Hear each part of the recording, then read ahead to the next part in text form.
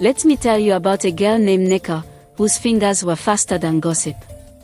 This was in the village of Umuozu, where the quality of your cloth was the quality of your name. Every weaver dreamed of creating a pattern that the sun itself would stop to admire. But Nneka didn't just dream.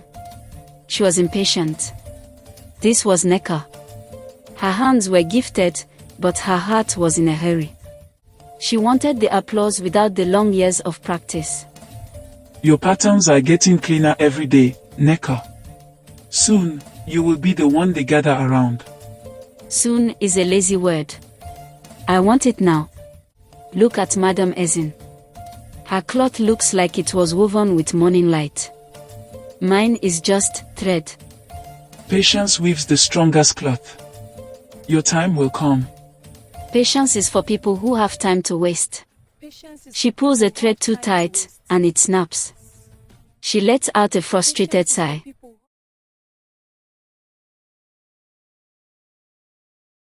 Later that day, she overhears two women talking about a legend. They say Old Man Iroko can weave a cloth in a single night. Hush! Don't speak his name. They say he doesn't use thread. They say he weaves with shadows. Nneka stops and listens, a new, dangerous idea taking root in her heart. A shortcut is a beautiful lie. And Nneka, in her impatience, was ready to believe it. The villagers avoided the ancient cotton tree at the edge of the woods. It was too old, too quiet. They said it was where secrets went to rest. It was also where Old Man Iroko lived. Nneka approaches a small, secluded hut at the base of a massive cotton tree. The air is still. The only sound is the rustle of leaves. Old one. They say you can weave a pattern that no one has ever seen. They say many things. Most of them are lies. What do you want, impatient girl? I want to be your apprentice. I want to learn to weave like you. Not use thread. I do not use thread. Use shadow. I use shadows. And shadows are heavy. Are your hands strong enough to carry them? My hands are fast. I will learn. Very well. But there is a price. I will teach you to weave with shadows. Your cloth will be the most beautiful in the village. But for every pattern you create, you must give the shadow something in return. What does it want? A memory. A small one. The color of your mother's favorite wrapper. The sound of your first laugh. Something you will not miss at first. He smiles, a thin, knowing smile. Do we have a deal, Apprentice? Nneka looks at his dark loom, then thinks of the applause in the market. She nods. She did not know that shadows are hungry. And they do not stop at small memories. She learned fast. The shadows bent to her will. And her cloth, it was magic. Nneka, where did you learn to weave like this? This is not thread. This is midnight itself. Nneka just smiles, her heart swelling with pride. She sells the cloth for a huge price. Later, Obi approaches her, his face full of awe. This is incredible, Nneka. But are you alright? You seem quieter. I am fine. I am just focused on my work. She turns away from him, already thinking of her next pattern. As she does, she tries to remember the color of her mother's favorite wrapper. She can't. It's just a blank space in her mind. A small price to pay, she tells herself. She had the applause she craved. She did not yet understand that the shadows were not just taking her memories. They were taking the pieces that made her human. Fame came quickly.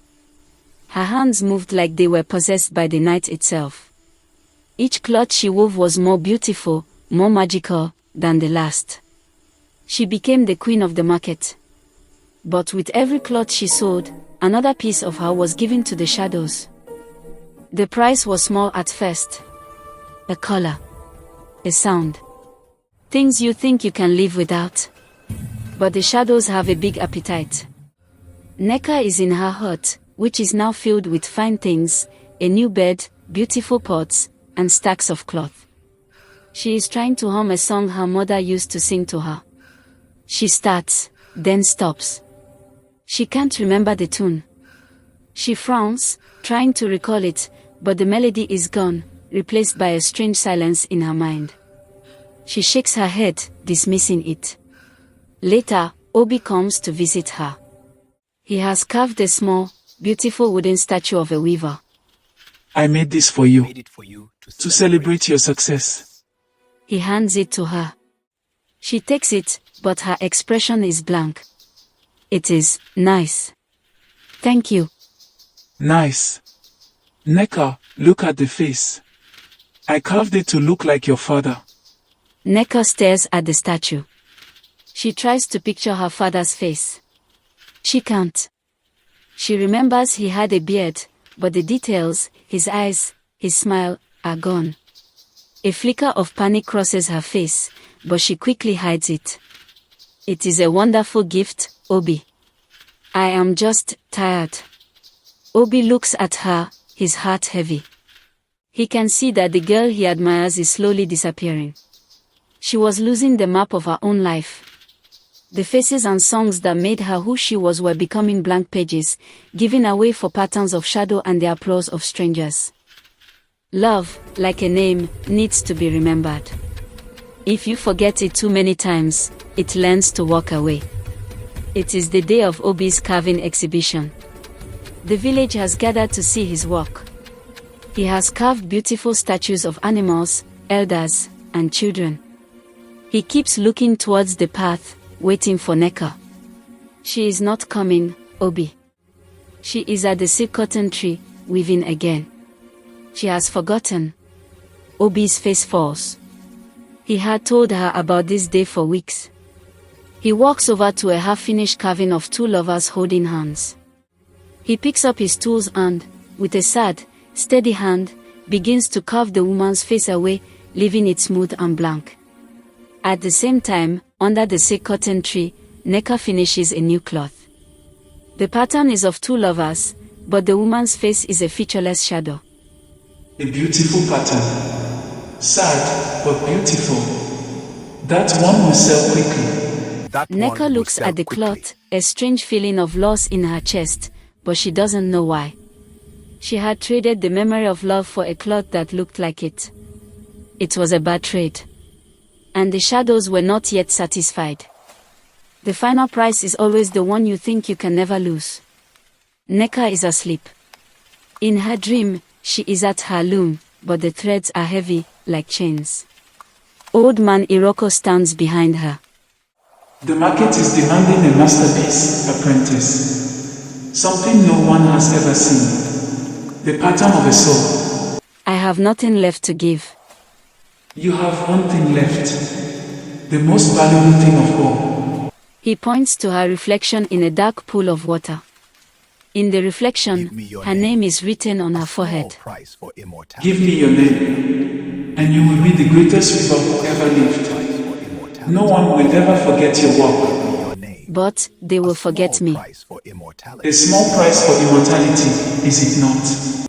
Nneka wakes up in a cold sweat. She rushes to a small mirror in her hut. She looks at her reflection, and for a terrifying moment, her face seems blank, featureless. She whispers her name out loud, as if to remind herself it is still there. Nneka. My name is Nneka. But the word feels strange in her mouth, like a borrowed name. She finally understood. The shadows did not just want her memories. They wanted her. All of her. And she was on the last page of her own story. Love does not always wait for an invitation. Sometimes, it breaks down the door. That day, Obi went to the one place everyone else feared. Obi marches to the silk cotton tree, his face a mask of grim determination. He finds Old Man Iroko weaving at his dark loom. What have you done to her? The girl made a deal would cover. She chose skill over memory. A fair trade. She is losing herself. Her name. Her heart. That is not a trade. That is theft. Old Man Iroko stops weaving and finally turns, his dark eyes appraising Obi. You love her. Love makes people brave and foolish. There is only one way for her to win herself back. But it will cost her everything she has gained. Tell me, she must weave one final cloth. Not with shadows, but with what is left of herself. She must weave a cloth from real things, a thread from her mother's old wrapper, a pigment made from the soil of her home, water from the village stream. She must weave her pain, her joy, her regret, her true story into the pattern. And then, she must present it at the market.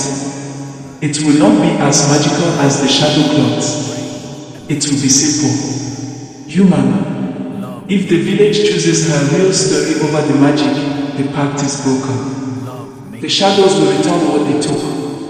But if they are only impressed by the magic, she will be mine forever. The shadows will claim her name. It was a dangerous gamble. A bet on the heart of the village. A bet on authenticity over illusion. That night, Obi went to her. He did not come with anger, but with a plan. Obi finds Nneka sitting in her hut, staring blankly at one of her beautiful shadow cloths. Nneka, I know what is happening to you. And I know how to fix it. He explains the elder's words. He places a small bundle on her table, a piece of her mother's old wrapper, a small bag of soil from her childhood home, a small gourd of water from the stream. But I have forgotten so much. I don't know what to weave. Weave what you remember. Weave the feeling of this soil. Weave the sound of this water. Weave the snapping of the thread that day in the market. Weave my face, if you can still remember it. He looks into her eyes, and for a moment, something flickers within them. A memory. Weave your real story, Nneka. Not the one you think people want to see. He was not just giving her thread and soil. He was giving her back the pieces of her own heart. She did not go back to the sick cotton tree. She set up her own small, humble loom in her hut. And she began to weave. It was the hardest cloth she had ever made. Because it was the only one that was true. The next market day, she came with 2 cloths. One was a masterpiece of shadow weaving, a shimmering, magical pattern of a phoenix rising.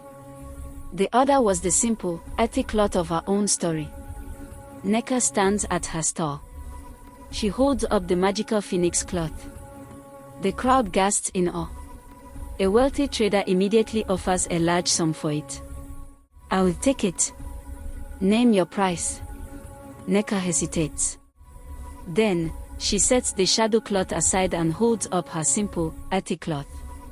This one is my story. It is not for sale. It is for you to see. The pattern is simple: a girl, a loom, a broken thread, a kind face, a tear. It is not magical. But it is true. The crowd is quiet. They look from the magical cloth to the simple one. They are confused. Madame Ezin, the old master weaver, steps forward. She looks at the simple cloth, and her eyes fill with understanding. This one has a soul. She reaches out and touches it gently. Then, Obi steps forward. He looks at the cloth, then at Nneka, and he smiles. This is the most beautiful thing you have ever made. One by one, the villagers step forward to look at the simple cloth. They don't gasp. They nod. They see the humanity in it. The wealthy trader lets his hand fall, his interest in the magical cloth gone. From the edge of the market, under the shade of the sick cotton tree, Old Man Iroko watches. He sees the village choosing the real story. He gives a slow, single nod, a sign of respect, and then turns and disappears into the shadows. The shadows cannot hold what the light chooses to see. Her memories did not all return at once. They came back slowly, like guests returning to a home they had missed. 1 year later, Nneka is at her loom in the village square, teaching a group of young children to weave. Her patterns are simple, beautiful, and real. Obi is beside her, carving. He has finished the statue of the two lovers, and now both faces are clear. Nneka is humming a song. The song her mother used to sing. She remembers it now. A child struggles with a thread. Patience, little one. Patience weaves the strongest cloth. She smiles, a real, warm smile. She is no longer in a hurry. She had wanted to be the greatest weaver in the world. Instead, she became something more important, a weaver who was whole. She had learned that a story told with your own hands, from your own heart, is more magical than any shadow you can borrow. Thanks for watching. Don't forget to subscribe. See you on the next story.